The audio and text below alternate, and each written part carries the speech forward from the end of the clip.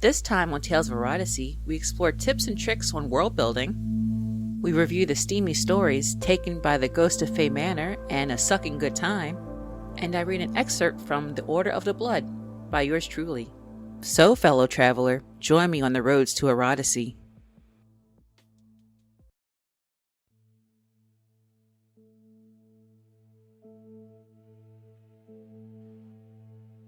Welcome to Tales of Erotasy, your place for lust, lore, and legend.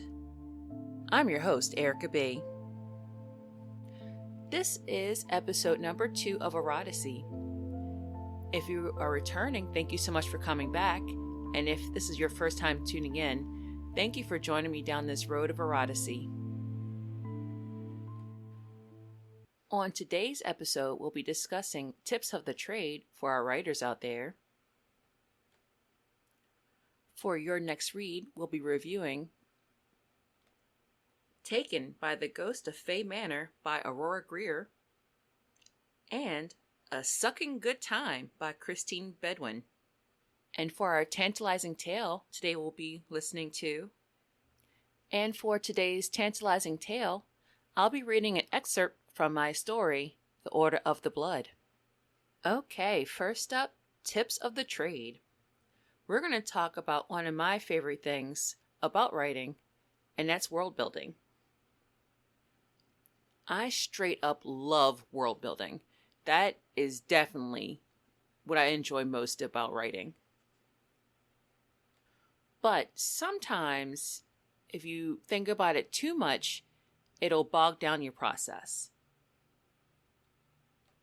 So that makes you wonder, how much world building is too much world building? My advice to you is to remember this. Rome wasn't built in a day, and neither will your fictional Rome. There are a few key things you need to focus on to at least get your world started so you can begin writing. The first thing you want to do is to focus on what directly impacts the story. First piece. Setting. Where is all this going down? Is it a real place? Is it a place you've made up? For example, my big story, Crimson, is set in a town called Crimson, which is a part of Maryland, and it's on the eastern shore of the state, near Ocean City. It's not a real place. I made that place up. I feel that gives me some flexibility. The second piece you want to think about are the key rules about the world you're creating. What is the first thing your reader needs to know about your story just as they get started? Doing a magic story? Well, what kind of magic system does it have? Is it sci-fi? What level of technology does it have? The last key point you need to think about right away is the story's immediate conflict. What are your characters fighting against? Who are they trying to save? And, well, if you're doing erotica, what kind of kink are they trying to explore? The second thing you need to take care of right away is to choose an overall tone for your story. Is your story going to be cheery and hopeful, or is it going to be dark and brooding? You definitely want to pick one or the other. And of course, for erotica, is it wild and rough, or is it sweet and soft? The third thing is you want to start with broad strokes and then fill in the gaps later. Think of this as kind of erotic coloring book. First, you got to draw the lines, and later, you got to put in the color. So I started coming up with an idea on how to present this, and this is what I came up for broad strokes and then filling in later. So, let's say you're writing a story about witches who have sex to conjure magic and protect their village. The broad stroke was the village, and then you can fill it in with, let's say, it's in the Appalachian Mountains. Who are their enemies? Well, how about the local pastor and all his cronies? The rules for the magic? I don't know. Let's say they borrow life force from those they please properly. And the better the pleasure, the stronger the life force, the stronger the magic. And when you think of things like other cultural points, half the villagers are fine with it, or at least indifferent, but the pastor's people are oppressed and refuse to have any kind of sex. This sounds like a terrible place to live, but this is what I came up with so far. The fourth thing you want to keep in mind is your character's journey is going to be what drives your story's exploration. You're going to let their story take control of the world building after this beginning part is done. Kind of like lore as needed. Alright, let's work on this witch story. So let's say there's a young apprentice witch named Maggie who's coming in from the big city, and she isn't aware that the town's pastor is basically after all the witches. So that way she gets to learn the politics of the town, learns about the people in the town, and her journey in discovering all these things is going to set up the story the rest of the way for world building for you. Okay. Fifth, for real though, do not do too much. If you worry too much about the world before you even start writing it, it will stifle your creativity. Just stick to what you need to know and what the reader needs to know. That's it. And ask yourself, whatever it is you're coming up with is actually needed for the story, and will the reader even care about this level of detail? There's absolutely no reason why you want to drive yourself crazy trying to build this world. This is supposed to be fun. Overall, you want to keep your world building to a minimum. You want to do who's your major characters, who are they in conflict with, what the conflict is, where it's happening, the main setting or settings, and the why. What are the rules of this world you're building? Like magic, tech, society, those kinds of things. Once you have those bits in place, start writing. And as you go, you'll realize, oh wow, I've made this whole thing and it's really, really cool. This came from my brain and it's on the page. You're going to write it down and someone else is going to appreciate every bit of hard work you put in. Y'all, listen, I'm not going to lie. I'm actually kind of interested in this story now. I may have to write it, but listen, if you needed an idea and you wanted to write it, go ahead. Let's see what you do. I am definitely intrigued and excited. And if it's smutty, send it my way and I'll be happy to read it on the podcast. Because I think this could develop into a really, really cool story. Okay, let's move on to your next read. So, I do have a rating system in place that I'd like to go over. The rating has two sections: peaches and eggplants. Peaches is the overall quality of the piece. These work just like star ratings. 1 would be not the best thing I ever read, and 5 would be one of the greatest things I ever read, and you should definitely check it out when you have a chance. For the eggplants are the smuttiness level of the tale. 1 eggplant would be romantic, but there's not a lot of smut, or any smut, or it fades to black smut. 2 eggplants is light on the smut, but more about the story. Little bit more detailed. 3 would be almost exclusively smut. There's a lot of dirty words. Does have a taste, a flavor of plot. And 4 is so dirty. So dirty. It's almost exclusively smut. And there's hardly any plot at all, if any. And listen, I am not above porn without plot. That can be fun too. I just happen to prefer stories with a plot. Just as a reminder, these are going to be short stories. Something you could probably read in a night or maybe half a day. They're available on Kindle Unlimited. All right, let's get started with our first story, Taken by the Ghost of Fae Manor by Aurora Greer. The story begins with our protagonist going to Fae Manor. Her friends have dared her to stay in the manor overnight. Keep in mind, this manor is rumored to be plagued by all kinds of ghosts. When she gets to the manor, she ditches her tour guide group, wanders around a bit, and eventually she comes to a room with a hot guy statue. You know I love a hot guy.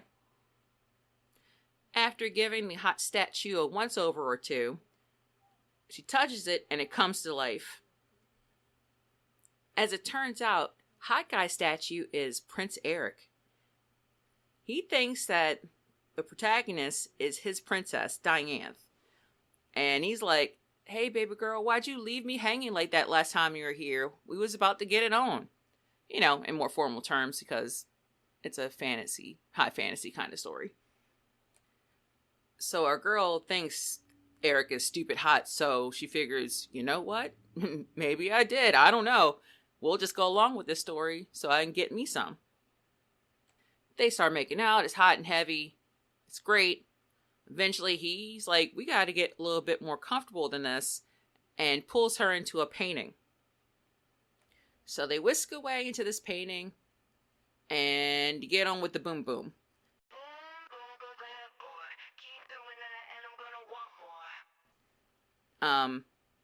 I don't want to really go into too many spoilers about the whole boom boom, but I will say that vines are involved in a very sexy way. I greatly enjoyed it. It sincerely made me start thinking some thoughts. I'll just leave it at that. Oh, daddy. Alright, so the story starts off a little stiff. And I don't mean in a good way. But I also don't really necessarily mean in a bad way. It kind of felt like it was edited by AI. And sometimes a story can just lose a little oomph with its editing. You could tell it's her words, though. It's kind of not as exciting.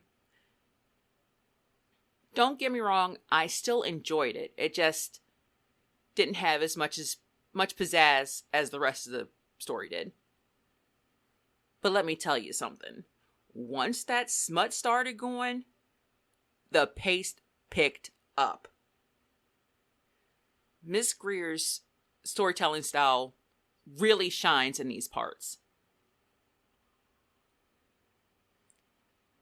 The plot was already good, but once it gets to the end, and again, I don't want to spoil it for you, but it absolutely intrigued me.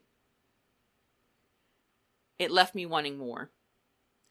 Because there is definitely more story to tell in this world. And I definitely hope she publishes it.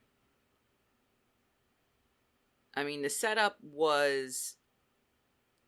It made a lot of sense. It made the beginning make a lot more sense. And it was also gratifying.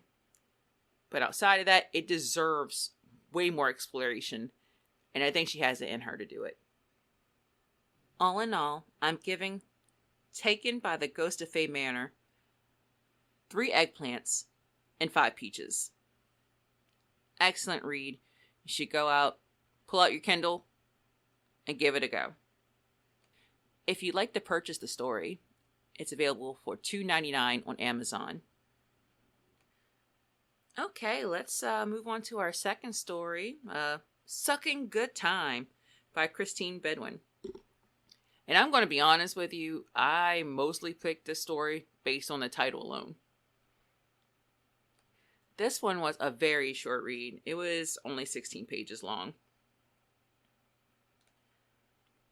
In this story, Alexandria, a vampire, encounters a sexy, hot human named Adrian.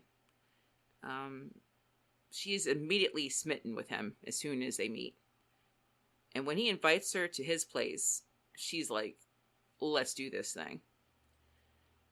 Of course, he doesn't know he's let a vampire into his bed, but he does find out pretty quickly.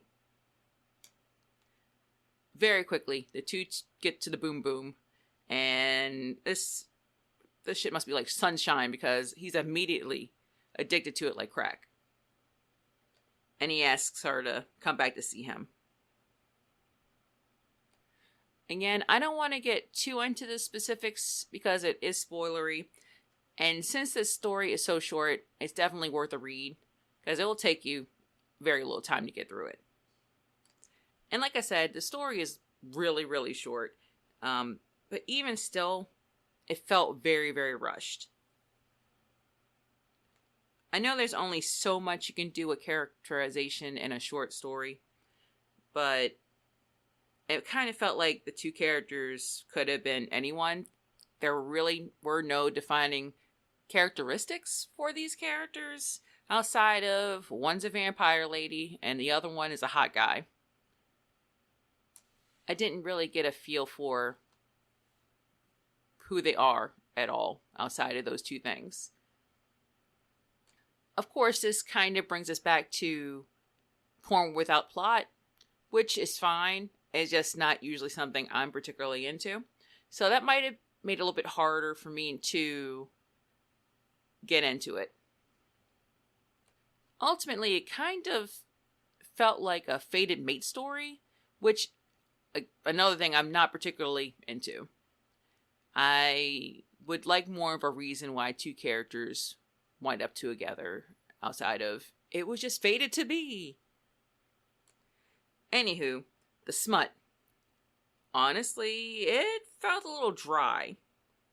And you know, a girl needs a little bit of lube on that, okay? It was very straightforward. Plug fits into slot B kind of stuff. No passion, in my opinion. Maybe even more show, don't tell. It was definitely kind of telling versus showing the enjoyment of the act. To me. And that might just be me personally. Overall, I just didn't feel a sense of satisfaction after reading the story. I didn't feel hot. I didn't want to know more about the characters. It was there. Overall, though, if you just need a quick read, nothing wrong with this story. Honestly, in the end of it all, I'm going to have to give it 3 eggplants and 3 peaches. Okay, so that's our reviews for today. I know I said I was going to do 3 reviews per podcast, but these actually go on a little bit longer than I thought they would, so I may just adjust to 2, depending on how long the story is. I hope you enjoyed the reviews. Again, pull out your Kindle, give these stories a read. I know the last one, I kind of wasn't as enthused as the first one, but I do feel as though it deserves a quick read. Again, keep in mind, these are on KDP, Kindle Direct Publishing, so every page read they get a couple of cents. So get out there and support our indie artists. Read their smut and enjoy. You may get more out of it than I did, honestly, depending on your interests. Okay, now on to our tantalizing tale.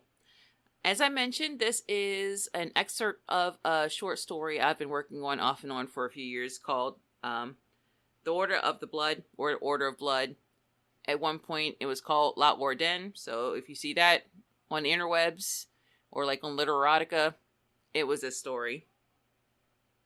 Personally, I give this portion of the story 3 eggplants. 3 eggplants. Alright, so, fellow travelers, down the road of Erotasy, let's read. 2 days of haunting memories. 2 nights of vivid erotic dreams that left Kara both mentally and physically drained. Peace had eluded her ever since she had opened that blasted book in the library. The answers she sought only spiraled into more questions. Ones that she wasn't sure she even wanted answered. Still, she tried. She returned to the library multiple times, scouring every shelf and shadow for that infernal book. Maybe someone could translate it. Maybe somebody could help. But no matter how many hours she spent searching, it eluded her. Worse yet, whenever she tried to describe the book to anyone, the words locked in her throat, as if something snatched the sound from her lips and before she can even form the words. Kat, her self-appointed new best friend, did her best to distract Kara for an hour or two. Occasionally, Father Marcus would dog her steps, urging her to repent or to embrace something holy or to do anything other than brood.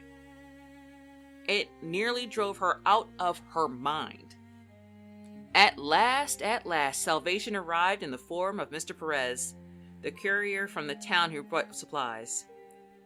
He agreed to drive her back to Braden, and she wasn't about to waste another second lingering in the suffocating grip of this place. She needed to find him, wherever he was, and give him a piece of her mind. Or maybe her fists. Kat and Father Marcus walked her to the truck. Naturally, Kat's warm brown eyes brimmed with tears as they said their goodbyes. She pulled Kara into a tight hug, nearly lifting her from the ground. "I'm so happy to have met you," Kat sniffled, her voice trembling. Kara awkwardly patted her back. You too. Maybe you could visit us again?" Kat's hopeful tone made Kara hesitate. She wanted to say she'd rather walk barefoot through a desert of broken glass, but pity stayed her tongue. "Yeah, maybe. Anything could happen." Mollified, Kat's teary smile brightened.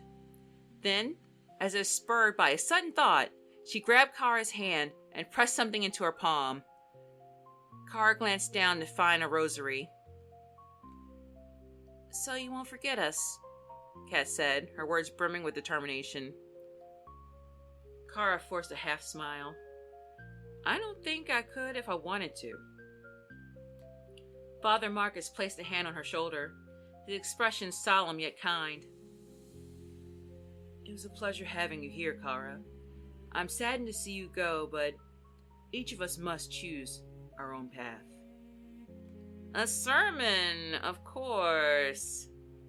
Kara offered a grim smile. "That's life, right? God wanted us to have free will." Indeed. Mr. Perez leaned out the truck's open window. "Are we about ready to go? I like to be back before sundown." "Yeah, I'm ready."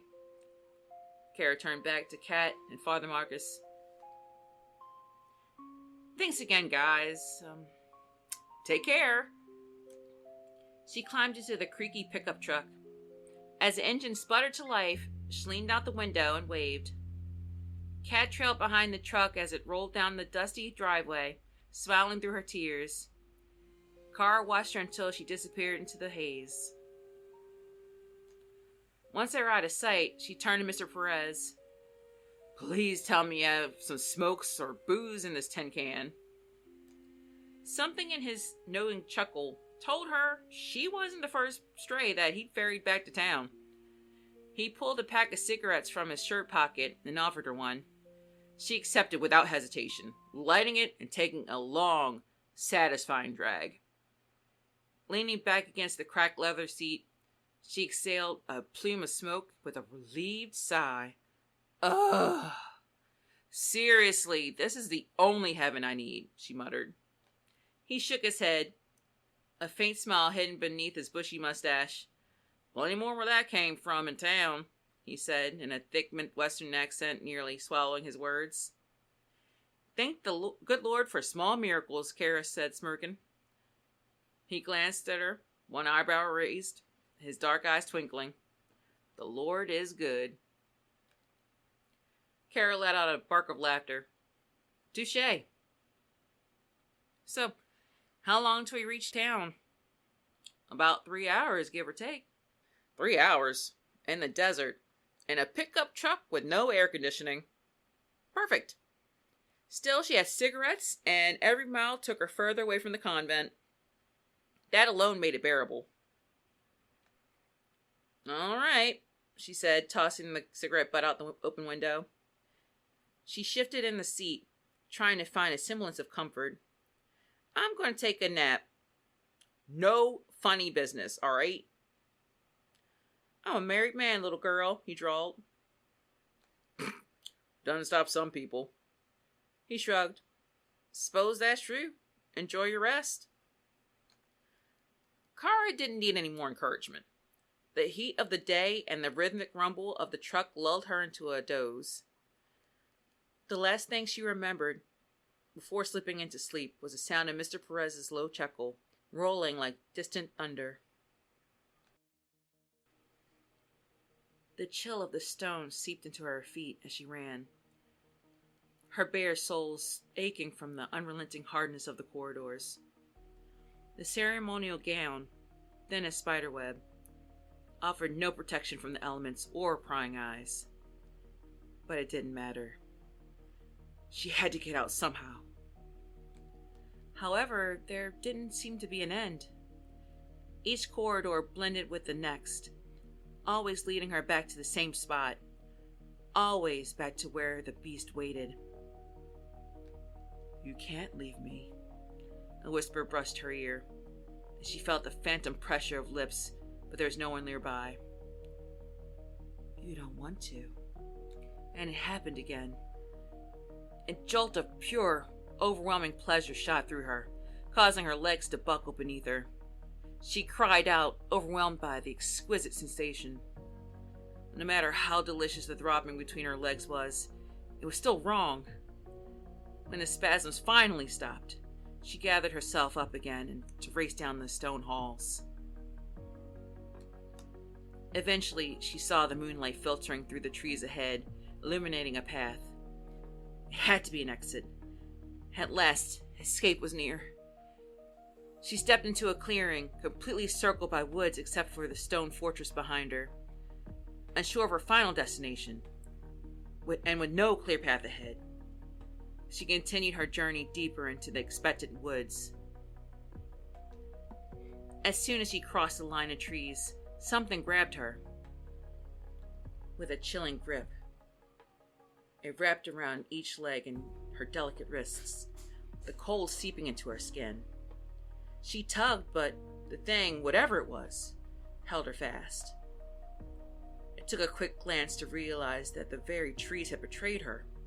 As if alive, the branches reached out, trapping her against the gigantic oak. Vulnerable and exposed to the cool night air, the act itself felt intimate, meant only for his eyes. And then there he was, before her, standing between her splayed legs. With a delicate touch, he buried his face in her neck, nibbling and teasing at the flesh, causing it to become delightfully sensitive to every lick and bite. When she couldn't help but moan, his lips rested against her skin. She felt them curve as he smiled. My, what an imagination you have." The man pulled back until she could see him, his crystal blue eyes sparkling like a summer sky, glittered with mirth. "Every time it's a fresh adventure. It's been so long since I've had this much fun." What was he talking about? She didn't understand. "Please, just release me," she pleaded. Fear or deep desire, she couldn't tell which was the cause. Absolutely not." The man bent his body until his mouth found her nipple through the sheer gown. Her back arched against her will. When he pulled back, the night chill of the moisture left behind, causing her nipples to harden even more. Leaning close, he pressed his lip to her ear, the rough texture of his beard a stark contrast to her soft skin, whispering, "Don't you know that you belong to me now?" The hunger in his voice made her womanhood throb. "Tell me to touch you, Kara. I know you want me to." She shook her head, not wanting to give him the satisfaction of her surrender. Yet everything in her wanted his touch, begged for it. She craved nothing more than to be his and to be ravaged. "Say it, Kara," he insisted. His eyes narrowed and his jaw clenched. The words, carrying a faint yet maddening echo of playful mockery, sent her spiraling into a state of utter insanity. "You're mine. You've always been. You always will be. His voice purred as he spoke. Bend to my will, and know all I can offer. Vines wrapped around her thighs, keeping her firm against a tree while opening her legs wider. She could feel herself dripping with readiness. One vine snaked its way to her slick pool, dipping in. It stroked her there, toying with her opening, then moving to her clit to tease. When she cried out, he moved in, placing his lips on hers and shoving his tongue into her mouth. She surrendered completely, the taste of his lips a desperate need, her body arcing into his. He pulled away, his face hovering before her. I'll say it again, my Kara. Tell me to touch you. It was too much. The hunger to give in was too great. With half-lidded eyes filled with desire, she answered, touch me, please. Large hands ran down the sides of her body until his hands reached her open legs, just as the vines fell away. His fingers lightly brushed against her inner thighs. Slowly, they made their way to the apex of her. He stroked her there until she moaned again. When she could take no more teasing, he pushed a finger inside her, sending shocks through her body.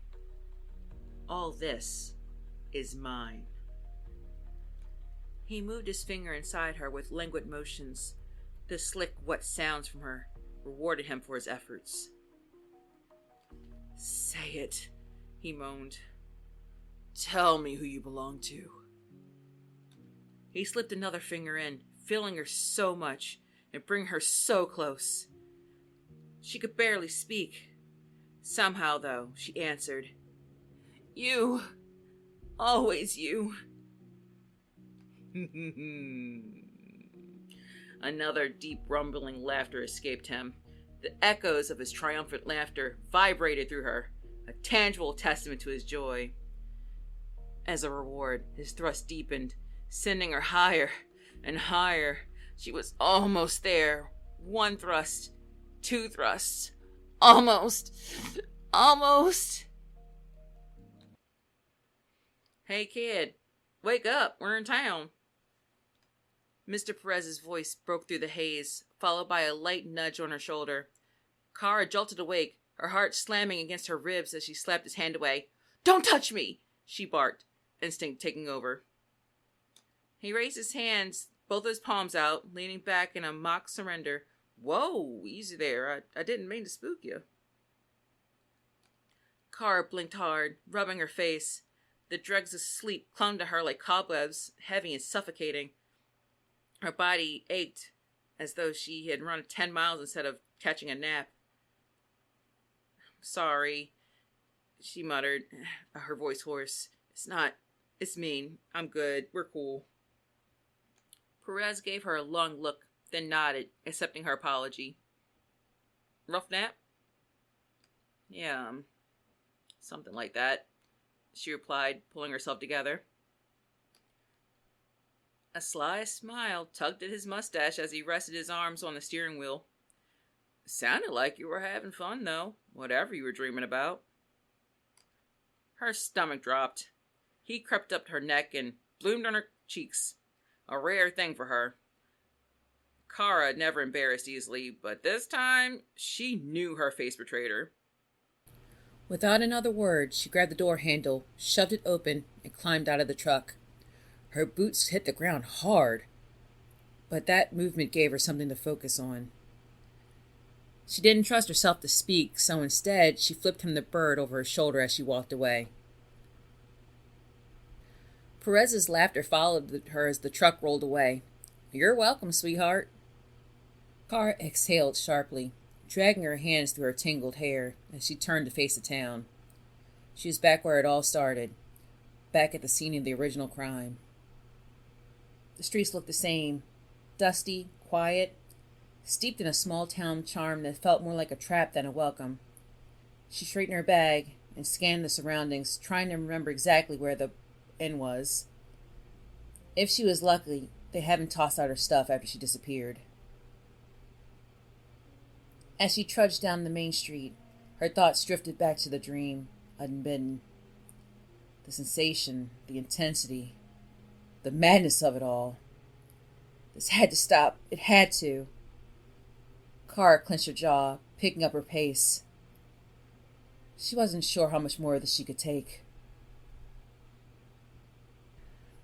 Okay, so that is the end of our excerpt of The Order of the Blood.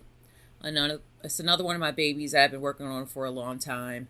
It does fall after The Last Son of Danu in my pecking order, but my plan is to have this whole story out by Halloween of 2025, so be on the lookout. All right, that brings us to the end of this episode of Tales of Erotasy. Thank you again so much for tuning in. If you're a fellow writer and you've been working on world building, which I'm sure you have, and you have some tips, be sure to comment. Let me know what you're doing. Let me know what you're working on and how your process goes when it comes to building your world. And hey, if anything I told you today helped you, let me know that too. And of course, for my fellow enjoyers of smut, don't forget to check out Taken by the Ghost of Fae Manor by Aurora Greer and A Sucking Good Time by Christine Bedwyn. Just remember, if you're using your Kindle, KDP does help, Kindle Direct Publishing. Every page read is a couple of cents that goes towards the author, and I'm sure any little bit helps them out. If you do happen to read one of their stories, be sure to leave a review. Again, fellow travelers, thank you so much for joining me on this journey through lust, lore, and legend. If you enjoyed today's episode, don't forget to subscribe, share, and leave a review. It's the best way to keep the passion alive. Until next time, stay curious, stay daring, and keep dreaming of worlds beyond.